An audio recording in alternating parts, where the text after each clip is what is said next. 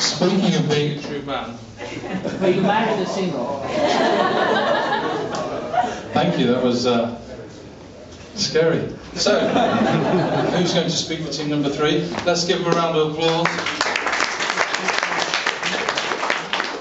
So how on earth do you compare with that? That was 2 fantastic acts at the beginning, so we normally have the warm-up acts and then the best till last, but sadly that's not going to be the case this time around. Okay, so we looked at kind of like a problem areas. So this is the classic, what happens when you design something by committee? You actually don't get a good result at all. So as this is being filmed, I'd just like to say that my name is Fred. I work in the banking sector. And everything I say is completely unattributable to any company I work for, past, present or future. So the 3 areas we looked at were improving the user experience, which the UX provides some more opportunities, so maybe, you know, ladies 2.0 or something will be much better. Reducing the unpredictability of the product reliability. We feel at times it's a little bit buggy. So there's going to be some improvements there. And finally, I guess we would get some consistency with our speaker this evening, lowering the total cost of operation as well. It's quite expensive at times. So that's what I'm thinking. There we go, let's give that a round of applause. What have we learned? Exactly. Actually, what we've learned is how to immediately form a great team, and of course you all know that part of the missing link always in all the startups that you do is making sure you have the right team in place, the right set of advisors, the right people to bring you the money, the right people to do the technology, the right people to do the management, and to put that team together. And I'll just leave you with this thought, which is quite profound actually.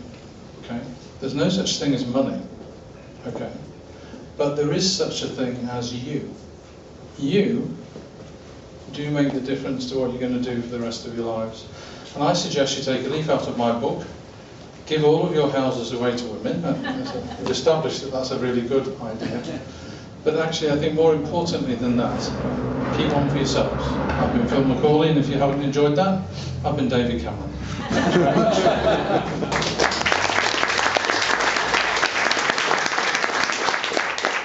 Thank you very, very much. Fantastic presentation. What a speaker. And what a show. What a show. This shows you how this can be fun. These events can be fun also. So, we're running a bit tight on schedule here, but I wanted to introduce James from Digital Shadows, who has an excellent presentation. With or without computer? Without computer. Without computer. No computer, right? Great. Excellent. Okay, so here's James. Just let everyone shuffle back to well, we had a very disturbing look into the male mind there and a very honest look into the female mind. So thanks for that. So yeah, I'm just talking to you for a couple of minutes about Digital Shadows. So to those of you who don't know that. I was going to talk a couple of minutes about the company, about our background and history, and then a couple of the pitfalls that we've had as a startup to where we've got to now, and a couple of hopefully nuggets of advice that may or may not be useful. I think one of the key bits of advice is that not everything works for everyone. So hopefully some of the things will work for you. If they don't, fine, but hopefully it's an interesting story nonetheless. So, like I say, I'm from Digital Shadows, and we do a cybersecurity company that's focused on the financial sector, so providing services to the financial sector rather than providing financial services out. So, Digital Shadows, it's all in the name. What we do as a company is we look at the digital footprint of our clients. So we do this by scanning the internet as much as we possibly can. So we take in huge amounts of data from search engines, from our own web crawlers, from social media. Also some of the slightly darker places on the internet, such as the Tor network, as you may have heard of, ITP networks, and various other places. We've taken all of this, and we sort of, any mention of a company or a business or a sector, you could consider that to be a footprint of that company. But we're looking for the shadow, and the shadow is the malicious part of that. So companies need data, it's for documents, it's for credentials, it's for code that gets out there.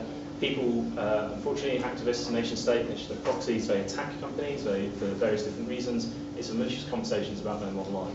It's knowing that a particular piece of malware is targeting your sector, could you be next? It's knowing all that stuff, and that forms a shadow of a company on the internet, and that's the bit we're interested in as a company. So take this huge amount of data as a footprint, narrow it down to a much more smaller, manageable set that we call the shadow, and one of our analysts looks at that, and we work out, is this risky to a company, is this dangerous? And if it is, we pass on that information to a client. The benefit of how we do this is it's all completely off network. It's an area that's probably more traditionally known as open source intelligence. So what can you find without having to sit on a network of the client? We don't need to sit on any devices, we don't need to put it on infrastructure.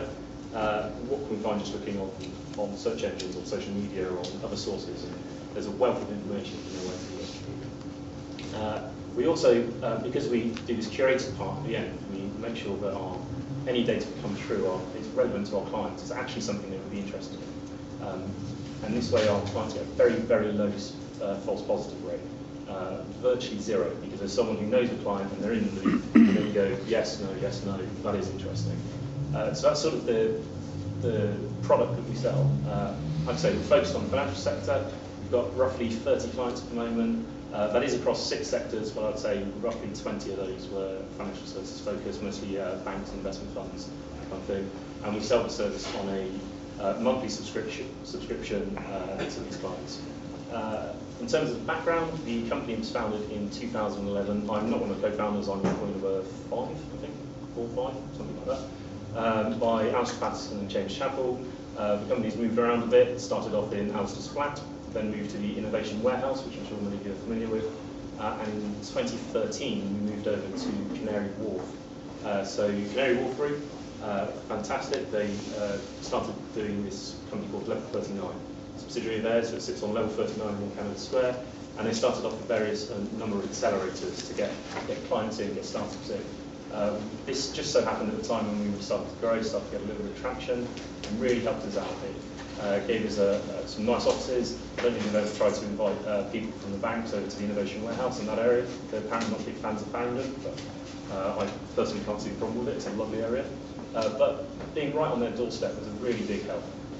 But as well as getting that access, the accelerator had a good number of partners that allowed us to work with them to develop the product. One of the things we heard earlier from Jason was about using that whole cycle and having the whole sort of user experience design, or user focused design. I'd say we sort of did parts of that. We managed to get a minimum viable product that had a very thin layer of that from this innovation lab. We were then able to get a little bit of traction, which allowed us to get in with these clients and effectively use them as a user group. We showed value, we were able to deliver a service, we were able to get some revenue off them, allowed us to be a bit more comfortable in our approach to development. But then being in there, we were able to go, okay, well this is what we've got now, this is what we want to build, this is areas we want to go in. How does this fit with you, or do these requirements fit your requirements? And effectively got our users and our customers to design our product. We've only had to build this out and thicken that layer. Probably agree that's a reasonable approach to that. We can talk about the thin strip and then building up that strip and building layers and layers. And that's been sort of our continual approach to doing this. So that's sort of one of the areas where I think a couple of people have spoken about this tonight. Really. Get some traction, use your clients. If you build something they want, they will come. If you build it in conjunction with them, they will buy it, you can upsell to them, and you can increase your revenues off those clients. Brilliant approach. And the best thing is they really enjoy it as well. So it's fantastic. So I think in terms of sort of funding history, just to go back a little bit as well, up until about September last year, we'd received about $1.2 million in various angel rounds, seed rounds, government grants and the like. And then in February closed a $8 million round. And the reason I'm talking in dollars is because that was a US investor. So now everything we do is in dollars. I don't see any currency up in that thing, which is a little bit annoying as a Brit, but I'll live with it. I've got that money.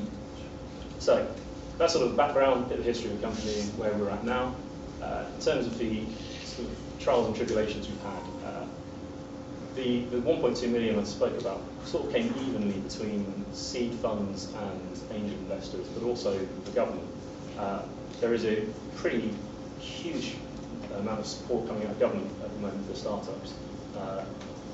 that should hopefully stay the same after the election. Most of the parties have committed to sort of spending UKTI, those for things like the TSB, but they will take a very early stage company and provide grants. It's a relatively simple and pain-free process to go through, and they're quite supportive in this. And we total about 300,000 in various grants through the TSB programme, which helped us build up the product, and we can easily say we paid back that money. So the government is making a net gain out of it, so we're quite happy with that. The other area is UKTI. I don't know if we've got anyone from them in today. They've been a fantastic help. They've really been building out their focus and their staffing numbers, especially in the fintech area. So we've been on 2 trade missions in the last year. One was fintech focused, one was security focused. Both good high profile exposure. One accompanying David Cameron, one accompanying Boris Johnson. Each of them have led to deals over in the US and tangible contracts at the other end. So I would say this is not an area that anyone's looked at who's starting up businesses. Government help is incredibly good at the moment. Take advantage of it. It's a very good area. I've already spoke about the sort of the using the initial traction with clients after you've got a product to build out your product. So effectively, I've seen a number of companies that you build a product in isolation, you build a platform in isolation, you then take it to market and realise it's wrong. If you've got something that can go to market and be sold to one person and they can help you build it out, we've found that to be a much better process. A lot less pain has gone into having to do those pivots that we saw from Stefan earlier. So sort of the second area. What was the third as well? A really boring one, a really huge paperwork in order. It sounds very World War II, but there are so many reasons. Mostly because I'm always had to deal with it in my company and get it all in order. So it's a personal pain point of mine. But it's when you're going for investment in a seed round and angel investment round, not so important. When you're going for your Series A round, when people are starting to give you millions of dollars and tens of millions of dollars, they suddenly get very picky about very small things, and they will want to see an extensive paper trail. It's incredibly boring, but it will save you days, weeks of pain and things spreading out. Equally, we've just had to flip to be a US company. That involved knowing everything about every employee, having all our contracts in order, and having that in place from previous funding round allowed it to be a really smooth process. Registering to be a visa sponsor, quite much the same. These are all horribly boring things about a company, but they take something that should be relatively simple, like becoming a visa sponsor or someone giving you money, and make the most painful process possible. And had an interesting discussion with someone from BT Security. So they gave the big guy's perspective of working with the little guys. And we've always had this problem. We go to a company and we try to sell to them, and they go, okay, well we need A, B, C, D, E, F policies. Our feedback is always, oh, we're a small company, can you not help us out here? Can you not sort of overlook this bit, or can we do this bit later? And the answer is no, and it turns out the answer is no, because they have to do it themselves. They can't allow anyone into their books. So if you're looking at selling to a large company, they need to have certain things in order from you. So these are all horribly boring sort of company-focused things, but they're all things that if you get them right early on in your startup and you don't overlook them, they make the whole process of growing a company exceptionally easy. And it allows you to focus on things like designing a great product and reaching out to customers and doing the sales side of things, rather than having to be inwardly focused and fight fires that just shouldn't have to exist. And so these are sort of a number of I'm very aware of time, so I'll keep it short. So here's just a couple of things that we found particularly useful or painful, totally of interest. The final thing I do want to say is useful, there's loads of accelerators popping up all over London. A lot of them are very, very good. They give you access to a client, they give you access to a small bit of funding.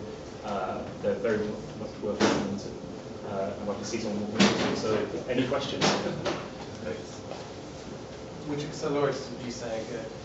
So, having only been through one, I know the fintech ones that we're around 139 are very good. They have a good range of backers looking at them. The key things we look for was which companies were backing them as part of their like innovation partners. If there's someone you want to sell to, then it's a good accelerator. If you can't see anyone backing it and you don't want to sell to, then there's almost a question of why you want it. You want it to be exposure, you want it to be access. How was your experience of selling into clients of different sizes? Did you have to kind of focus on, let's say, relatively smaller clients initially to keep climbing up? We initially focused on the biggest clients, so that was quite a painful process. Hence my bugbear about all the bits of paperwork and having all the sort of the background of the company in order. We have started working with slightly smaller clients, and they are a bit easier. They don't have massive legal departments, so they tend to be a bit closer to accepting standard terms and conditions, as long as you have standard terms and conditions. Right. But typically for the bigger clients, the big financial services companies, and I have seen your name in a couple of banks recently, they tend to have lots of processes, and you need to be certain size, you need to go through certain kind of, testing protocols, etc. Yeah, there were a number of things where we were helped by being in a shared workspace rather than our own offices, so a number of the processes you have to have in place are automatically in place because you have a landlord, things like that. That was quite useful. But we did manage to pick our way through these and get the policies in place, processes in place, and we took good legal advice on how to get, not round having to have certain things in place, but whether certain things needed to be in place. And so our first 5 clients were all sort of tier 1 banks, so we did manage it somehow. Great, excellent. Okay, thank you very much, James. Thanks very much. I would now like to introduce Alan. Hi. Hi, I'm Paul Dowling. I was going to do a presentation. I think we're running short of time, so I'm going to keep this really, really sharp. So first of all, I want to make sure who I'm talking to. First question really here is who's either doing a startup or is thinking of doing a startup? Yeah, that's quite a lot of you. That's good news. Any investors in here? Good. It's like I didn't pitch, which is what I was going to do. So I run a startup funding platform. I also run a startup academy. We're the biggest provider of program out of Google Campus. I'm the CEO of DreamStake, which is dreamstake.net or dreamstake.com. So the way our process works is, there's a load of guys in here who are looking to do a startup. Our platform is entirely focused on tech startups. You join the platform.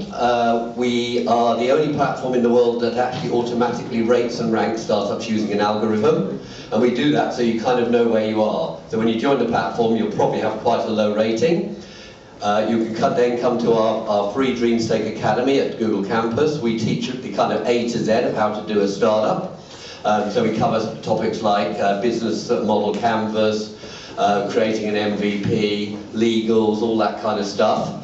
And as you raise through this and you become more and more experienced, your rating goes up. We watch you very, very closely. And then the other thing we do is we run an angel group called Hoxtech Angels, which runs out of, it's a tech angel running out of the Hoxton Hotel, which we did last night. We do it once a month.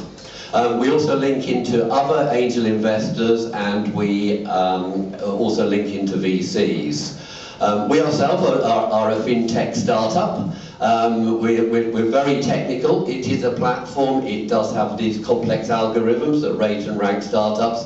So I am in the middle of doing a tech startup like you guys are. I think we're doing it successfully. We've got over 15,000 members, so we've probably got the biggest startup pipeline in Europe at the moment.